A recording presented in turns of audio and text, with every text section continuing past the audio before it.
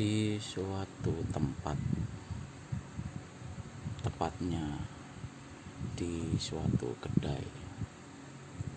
Kedai nasi itu cukup besar, tapi saat itu pengunjungnya cuma beberapa orang. Wiro Sableng meneguk air liurnya. Dia tak punya banyak uang, tapi perutnya perih dan lapar. Tenggorokannya kering, dahaga. Akhirnya dia masuk juga ke dalam kedai itu. Wiro duduk di satu sudut. Kursi-kursi dan meja-meja lengket oleh debu. Tapi pemuda rambut gondrong ini terus saja duduk seenaknya tanpa mengacuhkan debu itu. Seorang laki-laki tua ubanan datang mendekatinya. Dia adalah pemilik kedai. "Makan, Nak," tegurnya.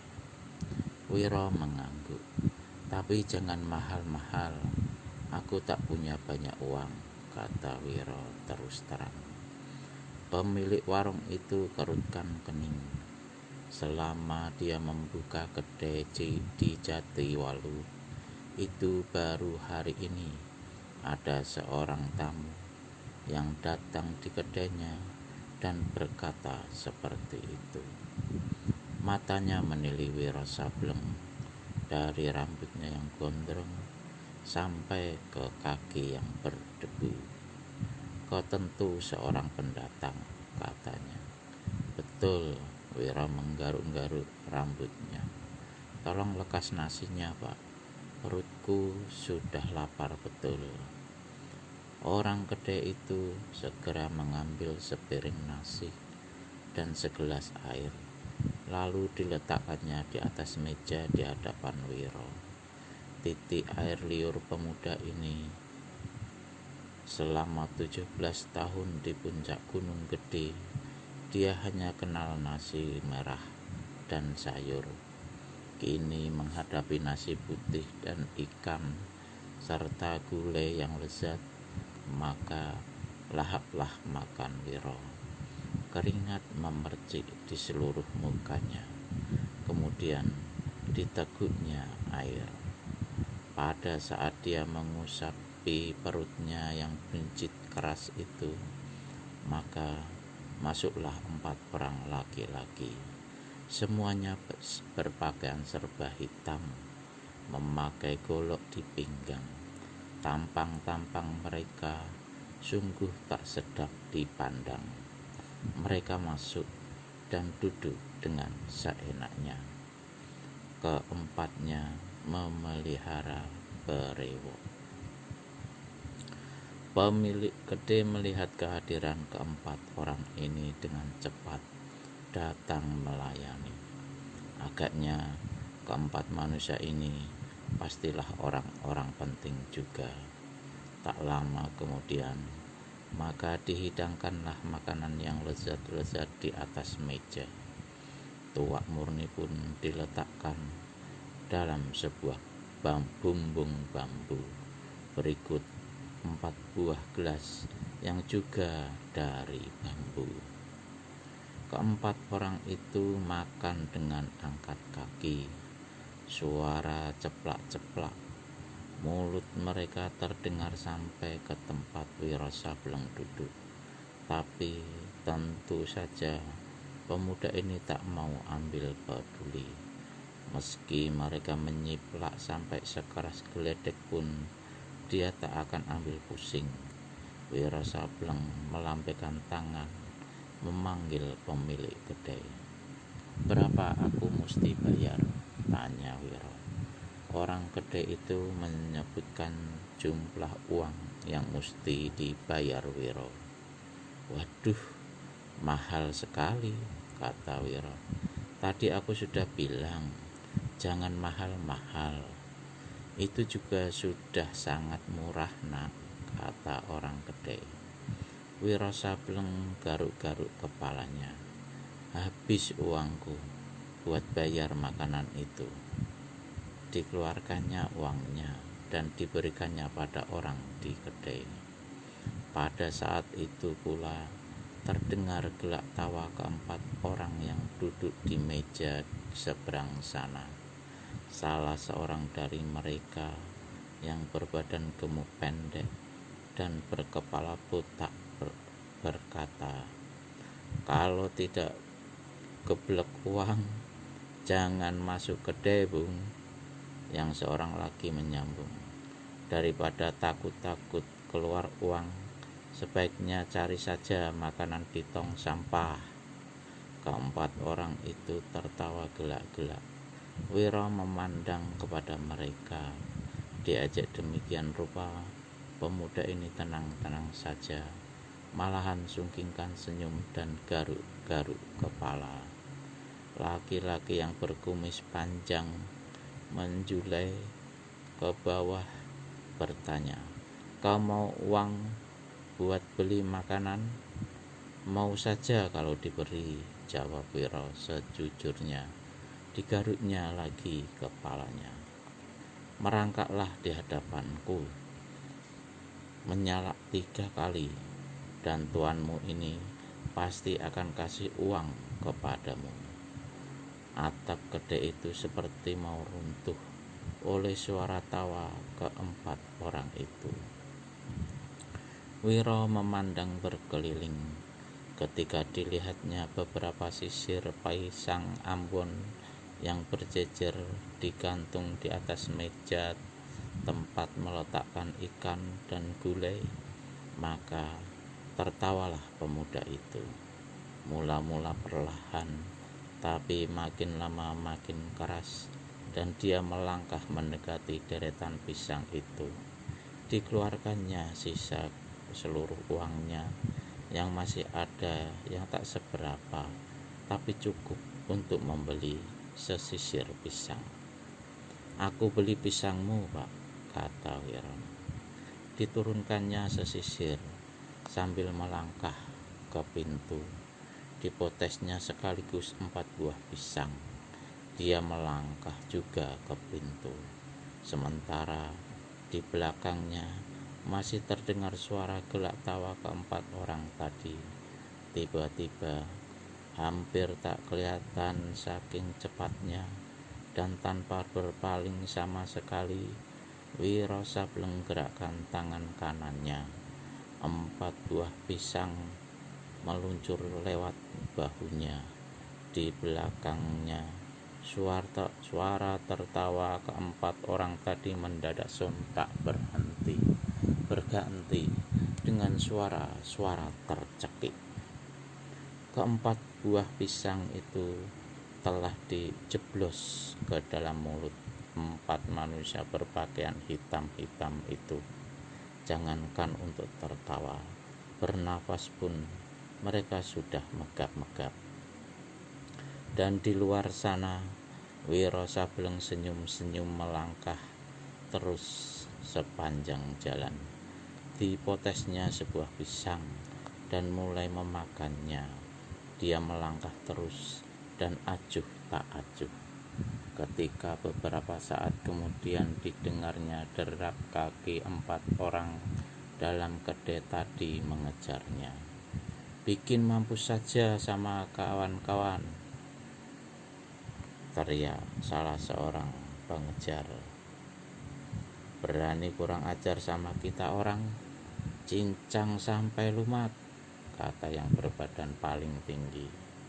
Wiro Sableng terus juga melangkah enak-enak.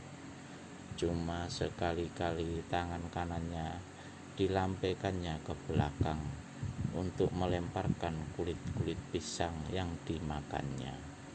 Namun lambaian tangan itu bukan lambaian tangan biasa yang hanya sekedar melemparkan kulit pisang belaka. Dari tangan kanan pemuda itu membadai angin dahsyat laksana tembok baja yang membendung lari keempat orang pengejar itu. Betapapun mereka mempercepat lari mereka, namun tetap saja mereka tak sanggup mengejar Wiro Sableng.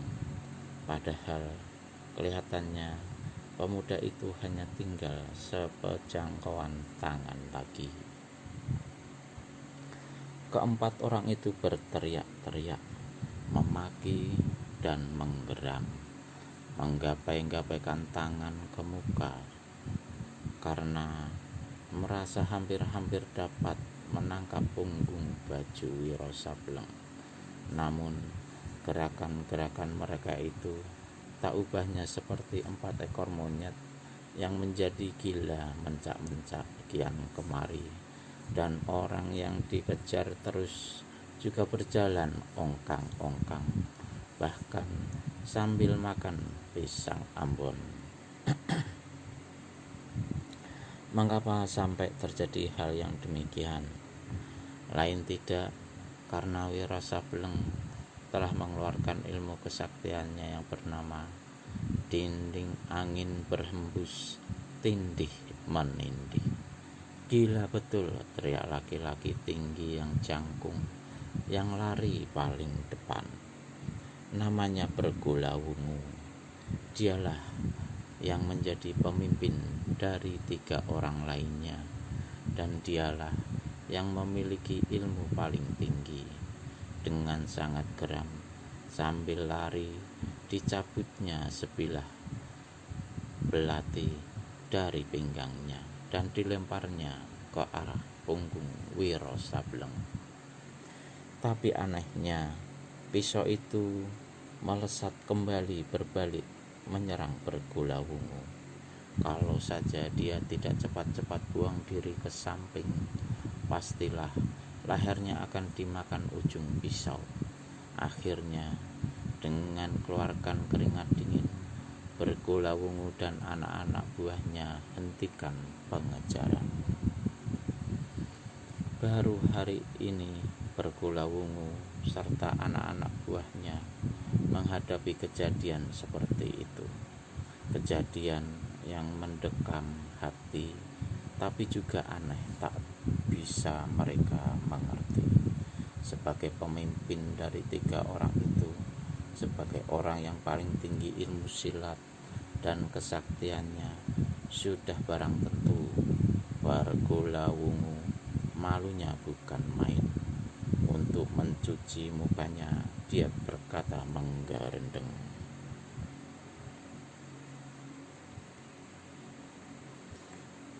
"Kalau bangsat itu bukannya manusia siluman, pasti dia iblis bermuka manusia." Siapakah keempat manusia berpakaian serba hitam dan sama-sama memelihara brewok itu? Mereka menamakan diri 4 brewok dari Gua Sanggreng, dengan Bergulawungu sebagai pimpinannya. Mereka tak lain adalah komplotan rampok yang malang melintang sepanjang sungai Cimandilu, yang terkenal keganasannya di daerah sekitar situ. Dulunya Bergulawungu adalah turunan orang baik-baik yang ayahnya mati di tangan Kali Ngundil, kepala rampok yang malang melintang dan bersarang di kampung Jatiwalu.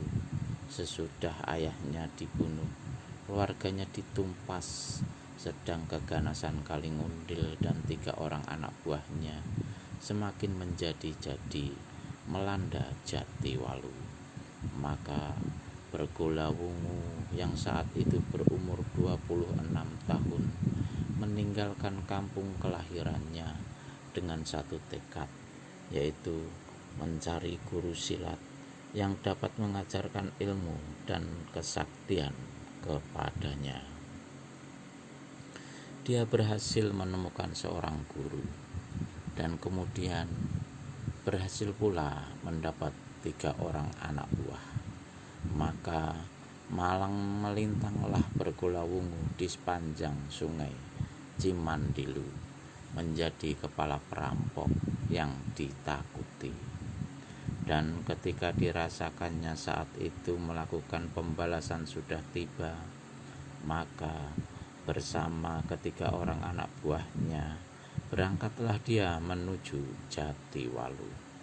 Tapi sewaktu sampai di Jatiwalu, Kalingundil dan anak-anak buahnya tak ada di sana.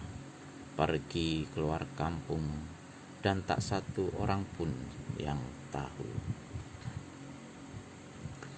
Rumahnya kosong dan sepi.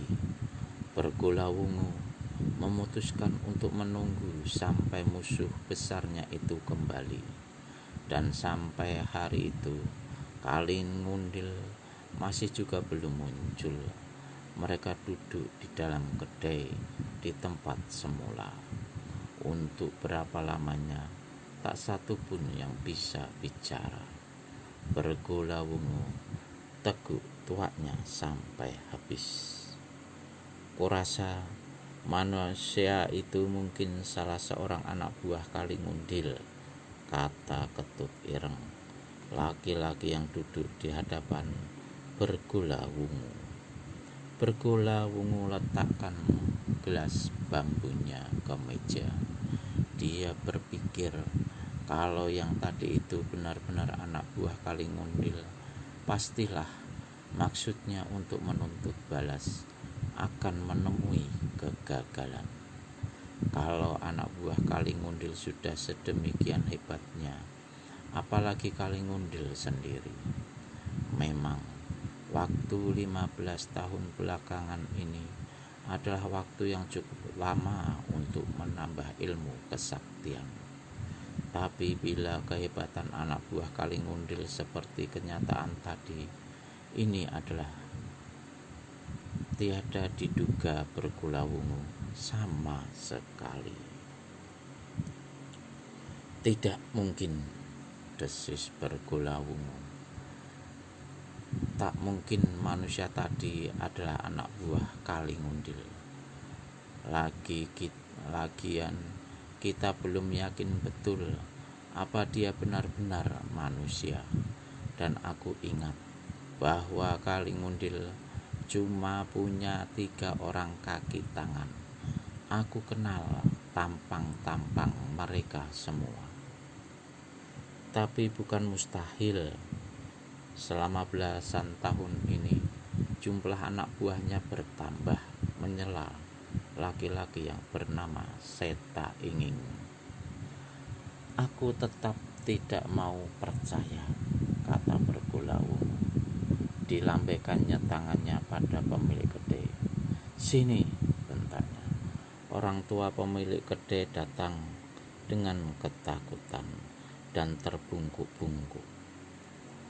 Berapa orang anak buah Kalingundil semuanya? Cuma 3, Den. Cuma 3. Masih yang dulu-dulu juga? Orang tua itu mengangguk.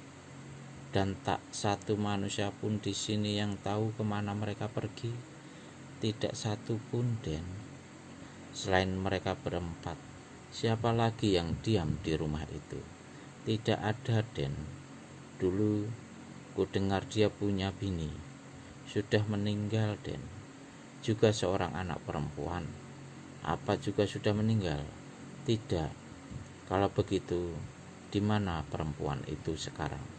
Bapak tidak tahu, Den. Dusta. Sungguh tidak tahu, Den. Bakar saja kedai ini, ancam Ketut Ireng. Dan orang tua itu pun berlutut minta dikasihani. Jangan, Den. Sungguh Bapak tidak tahu. Jangan dibakar kedai ini, Den. Kasihani Bapak. Tapi mungkin dia ikut bersama Kalingundil. Mungkin juga menginap di tempat bibinya. Di mana tempat bibinya? Tidak tahu, Den.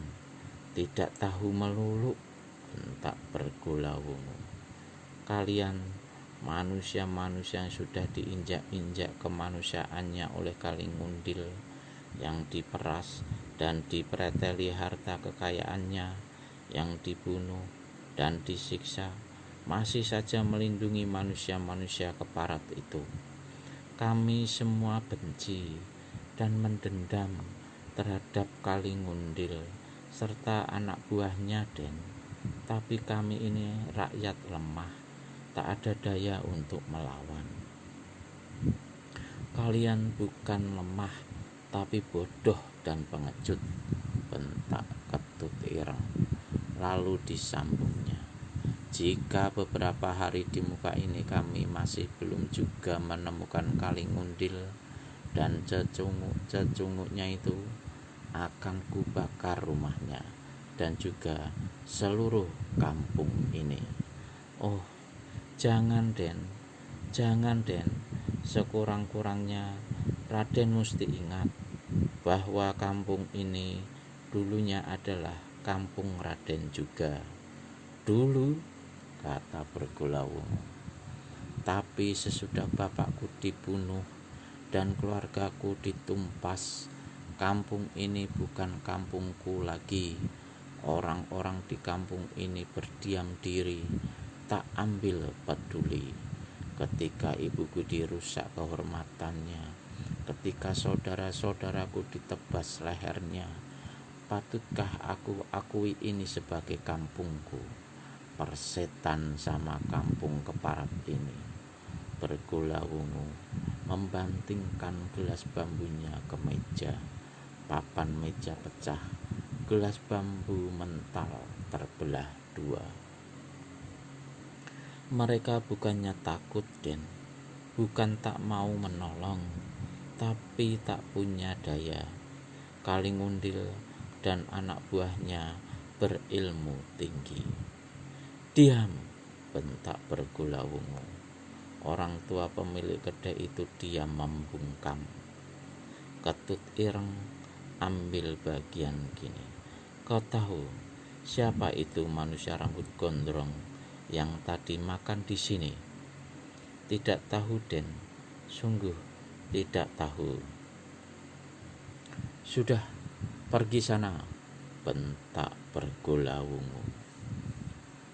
Orang tua itu berlalu dengan cepat. Tak lama kemudian Bergulawungu dan ketiga anak buahnya meninggalkan kedai tanpa membayar 1 peser tengik pun atas apa yang telah mereka makan dan mereka minum.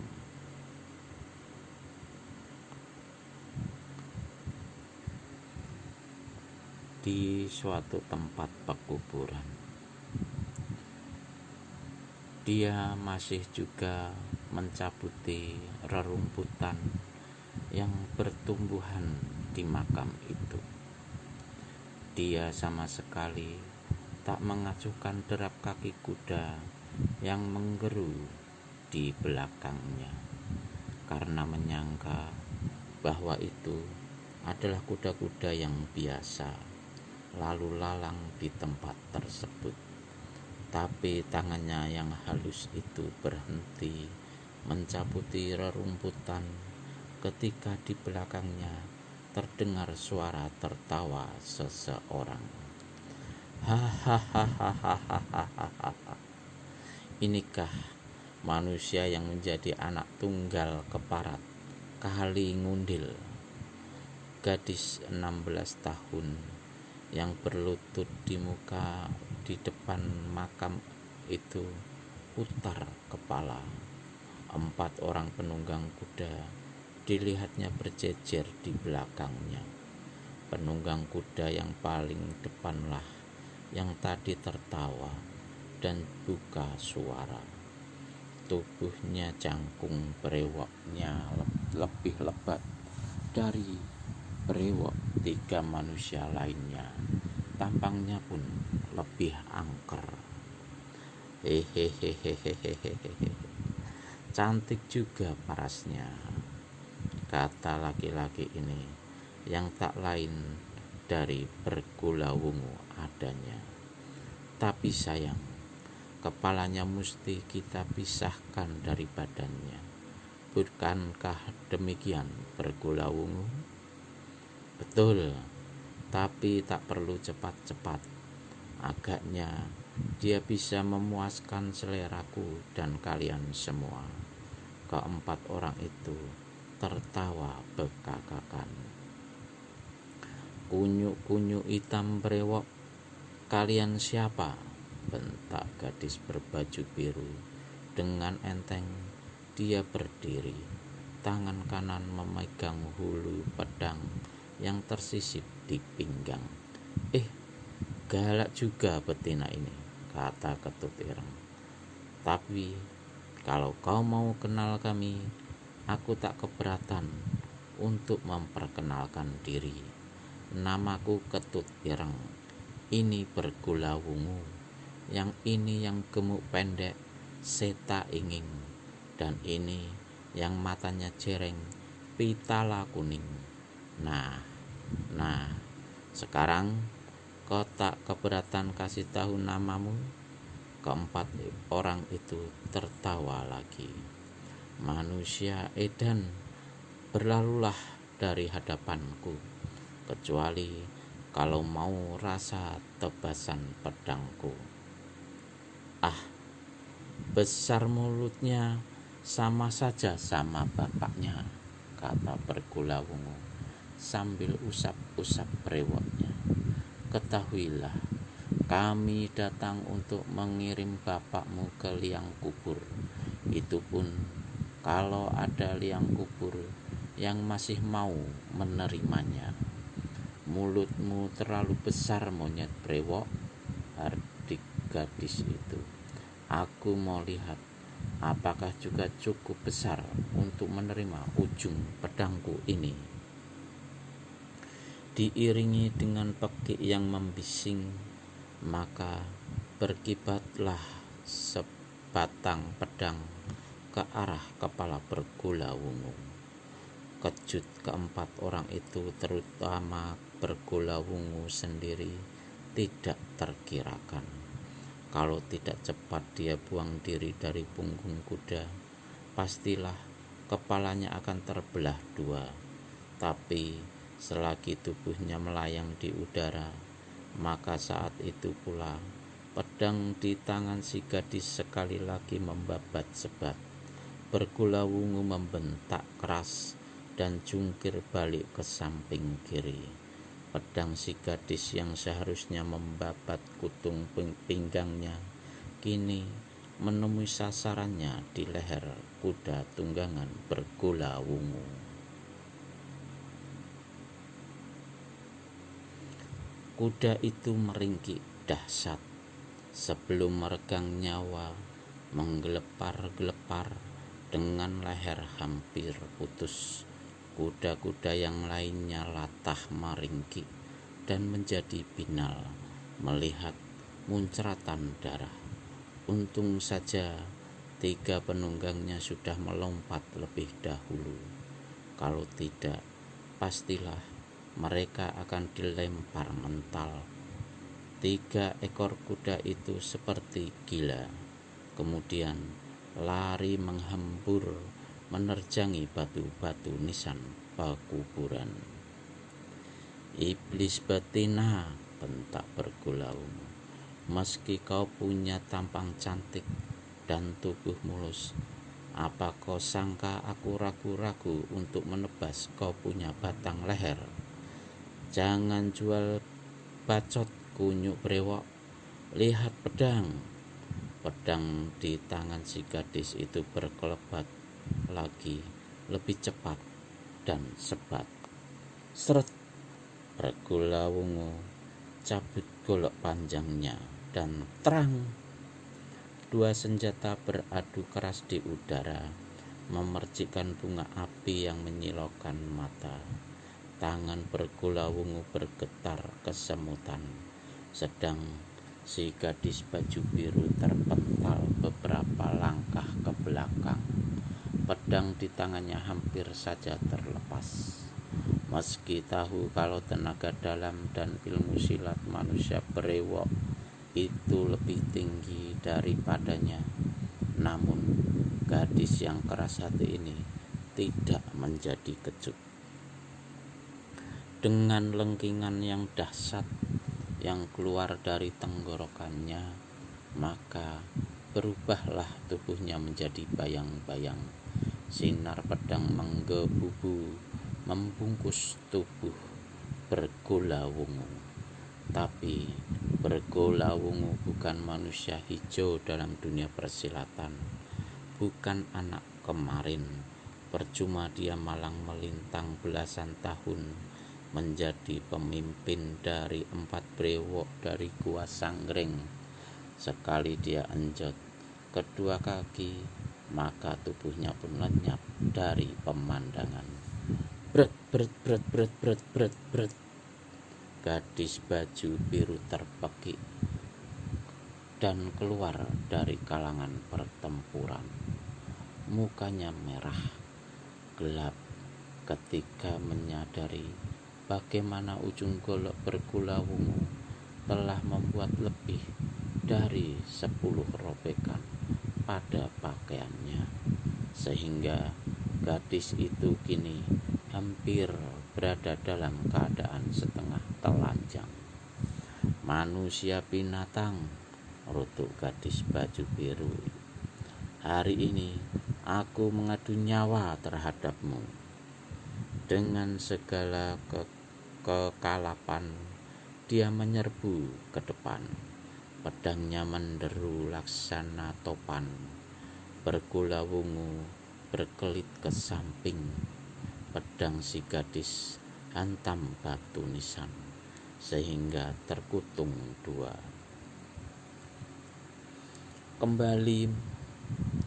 Dia kembali membabat ke arah pinggang. Tapi pada saat itu lengan kiri Bergolawungu telah menghantam pergelangan tangan kanannya, membuat pedangnya terlepas dan mental jauh.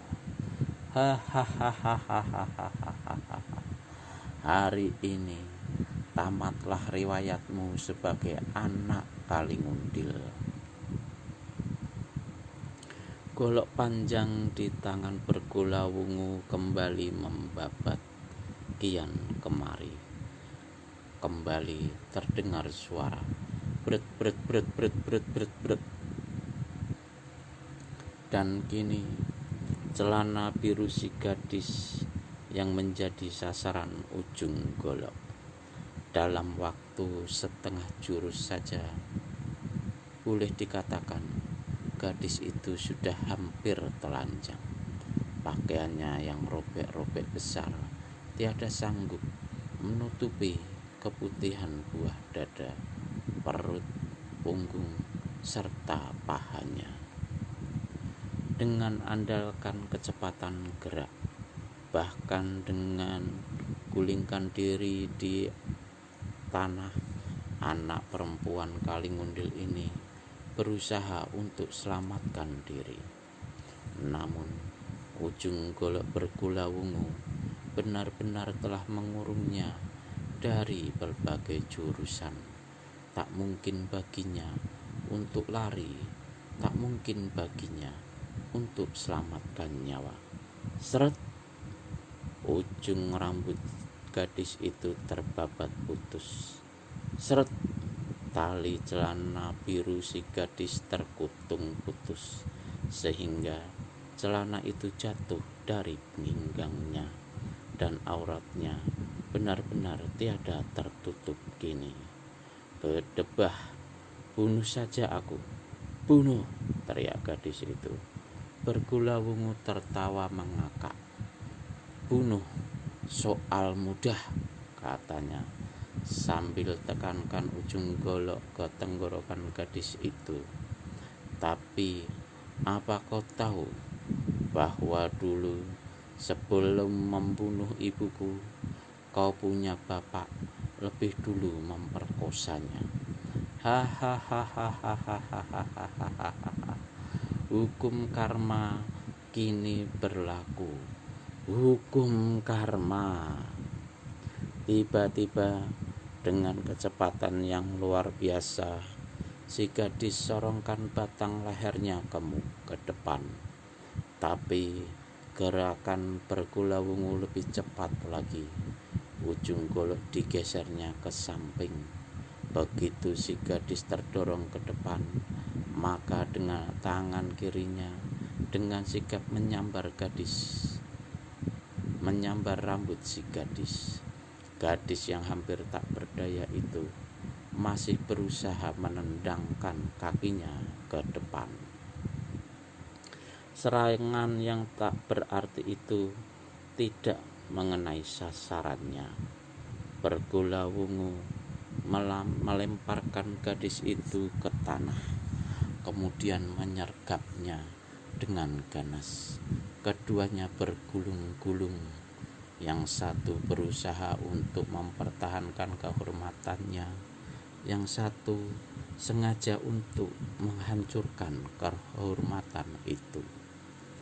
"Kawan-kawan," teriak bergulawungu, "jangan diam saja.